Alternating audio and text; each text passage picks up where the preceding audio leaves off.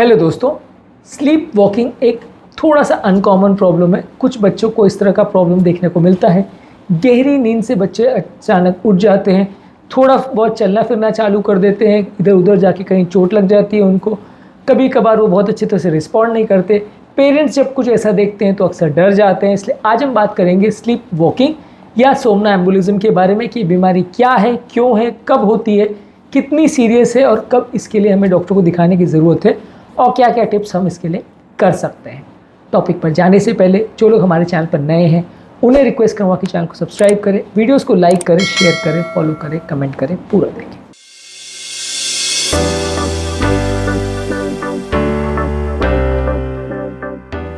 Sleep walking जैसा कि word suggest करता है, इसका मतलब है रात को नींद में चलना।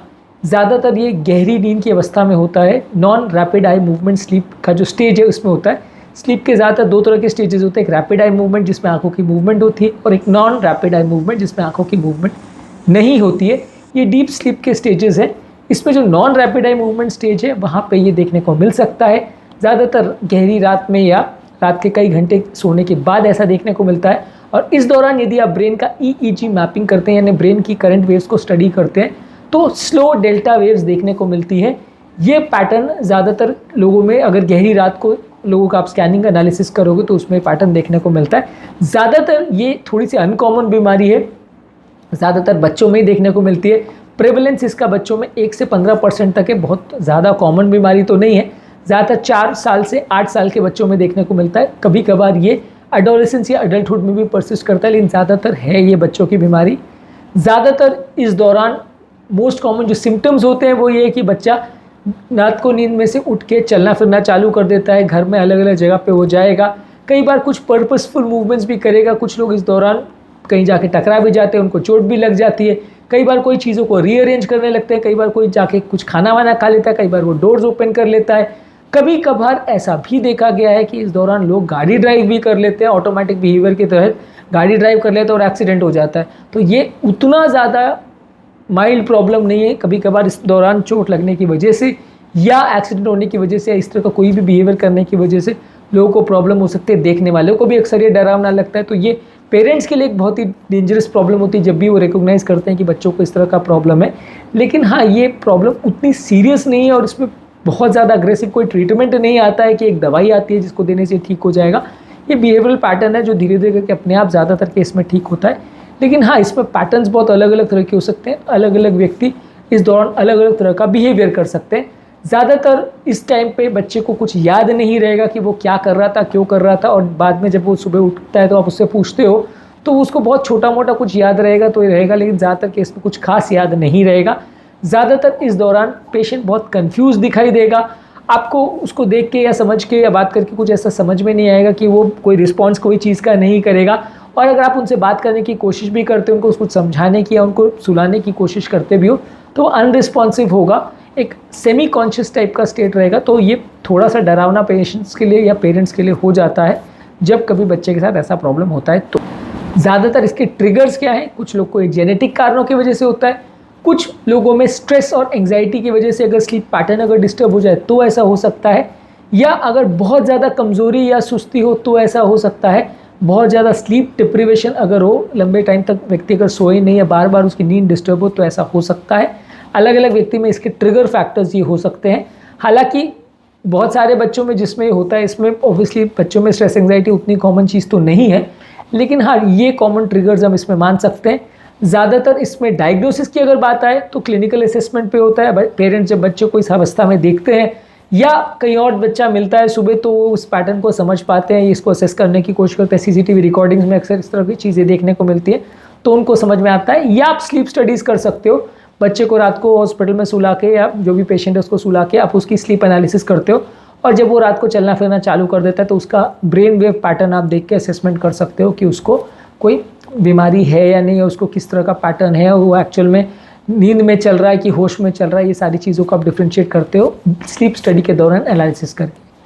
अब बात करते हैं इसके मैनेजमेंट या ट्रीटमेंट के बारे में। देखिए, इसमें बहुत कोई क्लियर कट कोई ऐसी दवा नहीं आती जिसको देने से आपको तुरंत आराम मिल जाएगा और बीमारी ठीक हो जाएगी। ज़्यादातर आपको सेफ्टी प्रिकॉशंस पे ध्यान रखने पड़ेंगे कि इस दौरान बच्चा अपने आप को इंजर ना कर ले, किसी और को इंजर ना कर ले। कोई गाड़ी ड्राइव ना करना चालू कर दे, कहीं जाके एक्सीडेंट ना कर ले, या कोई ऐसा बिहेवियर ना कर ले जिससे उसको या दूसरों की जान को खतरा हो सकता है। तो मेनली आपको सेफ्टी प्रिकॉशन का ध्यान रखना पड़ेगा। आप इस तरह से कोई सेफ्टी गैजेट्स वगैरह इंस्टॉल कर सकते हैं, या बच्चे को जहाँ वो सो रहा है वहाँ कमरे को लॉक वगैरह कर सकते हैं कि वो बाहर ना जाए। इस तरह की कोई चीज़ें कर सकते हैं, या उसको अपने साथ सुला सकते हैं ताकि अगर वैसा कुछ होता है तो आप उसको मैनेज कर सको। तो थोड़ा बहुत ये है कि आपको ज़्यादा नज़र रखनी पड़ेगी और आपको थोड़ा बहुत सेफ्टी प्रिकॉशंस पर ही ज़्यादा फोकस करना पड़ेगा। और यदि कोई अंडरलाइंग प्रॉब्लम है जिसकी वजह से ऐसा हो रहा है, जैसे स्ट्रेस की वजह से, या नींद बच्चे की पूरी नहीं हो पा रही, या कोई बिहेवियरल प्रॉब्लम की वजह से हो रहा है, तो साइकेट्रिस्ट के पास दिखा के उसको आप मैनेज करवा सकते हो। कोई मेडिसिन वगैरह की अगर ज़रूरत है तो वो उसके लिए कर सकते हो। नींद वाली जो दवाइयाँ हैं उससे थोड़ा मदद मिल सकता है, कुछ एंटी डिप्रेसेंट जो मेडिसिन है उससे इस तरह के पेशेंट्स को थोड़ी बहुत मदद मिल सकती है। जैसा कि मैंने बोला, कोई क्लियर कट थेरेपी नहीं आता है, तो इसलिए कोई ऐसी दवा नहीं आती जो स्लीप वॉकिंग थेरेपी के नाम से होती है, जिसको 2 टैबलेट दिया और सब ठीक हो जाएगा। ज़्यादातर इस तरह के पेशेंट में सेफ्टी का ध्यान रखिए और बिहेवियर का ध्यान रख के पेशेंट को मैनेज करना होता है। लॉन्ग टर्म प्रोग्नोसिस की अगर बात करें तो ये प्रॉब्लम जैसे जैसे उम्र बढ़ती है अपने आप ठीक हो जाती है, इसमें बहुत ज़्यादा दिक्कत नहीं आती है। कभी कभार कुछ केसेस में ये दिक्कत लाइफ टाइम भी परसिस्ट कर सकती है, कभी कभार बीच बीच में भी आ सकती है। हालांकि अलग अलग एज ग्रुप में इसकी फ्रीक्वेंसी और उसके टाइमिंग और उसके पैटर्न्स चेंज हो सकते हैं। प्रॉब्लम्स ज़्यादातर लोगों को यही होती है कि लोग इंजरी कर सकते हैं अपने आप को, दूसरों को इंजर कर सकते हैं, और ऑब्वियसली इस तरह का बिहेवियर आप रखोगे, रात को चलना फिरना करोगे तो आपकी स्लीप डिप्राइव हो सकती है, आपकी नींद प्रॉपर पूरी ना हो, ऐसा हो सकता है। सुबह आप इंजर्ड मिलो या बहुत थके हुए मिलो, ऐसा हो सकता है। तो ये थोड़ा सा इसके साथ प्रॉब्लम होती है।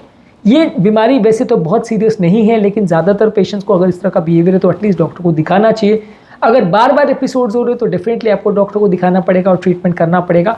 और यदि किसी व्यक्ति को अडल्ट एज में ऐसा होता है, यानी कोई मिडिल एज के बाद किसी व्यक्ति को इस तरह का पहली बार प्रॉब्लम देखने को मिल रहा है जो बचपन में पहले नहीं था, आज पहली बार हो रहा है, तो डेफिनेटली डॉक्टर को दिखाना पड़ेगा, क्योंकि ये ब्रेन की कोई सीरियस बीमारी, कोई सीरियस इन्फेक्शन या ट्यूमर इस तरह के प्रॉब्लम्स या एपिलेप्सी की तरफ भी इंडिकेट कर सकता है। तो इस तरह की अगर किसी को प्रॉब्लम दिख रही है तो आपको डॉक्टर को एटलीस्ट एक बार तो दिखाना चाहिए, और अगर अडल्ट में हो रहा है तो डेफिनेटली दिखाना चाहिए, क्योंकि उसमें सीरियस इश्यूज हो सकते हैं। थोड़ी सी अनयूजुअल बीमारी है, बारे में जानना, इसके समझना ज़रूरी है, क्योंकि बीमारी होती तो अनयूजुअल है, लेकिन अगर जिसको होती है पेरेंट्स अक्सर बहुत ज़्यादा डर जाते हैं। बहुत कोई क्लियर कट थेरेपी तो नहीं आती है, लेकिन नींद की दवाई वगैरह देने से थोड़ा फ़ायदा मिल सकता है। जब कभी भी इस तरह का प्रॉब्लम हो, न्यूरोलॉजिस्ट या ब्रेन के डॉक्टर या साइकेट्रिस्ट को दिखाएंगे तो ज़्यादा अच्छा है। आज के टॉपिक में हमने बात करी स्लीप वॉकिंग या सोमनाम्बुलिज्म के बारे में। थोड़ी सी अनयूजुअल और अनकॉमन बीमारी है, लेकिन हाँ ये डेंजरस बीमारी भी हो सकती है, इसलिए इसके बारे में जानना और समझना ज़रूरी है। उम्मीद करूंगा इस टॉपिक के बारे में कुछ नया जानने को मिला हो। जो लोग हमारे चैनल पर नए हैं उन्हें रिक्वेस्ट करूंगा कि चैनल को सब्सक्राइब करें, वीडियोज़ को लाइक करें, शेयर करें, फॉलो करें, कमेंट करें, पूरा देखें।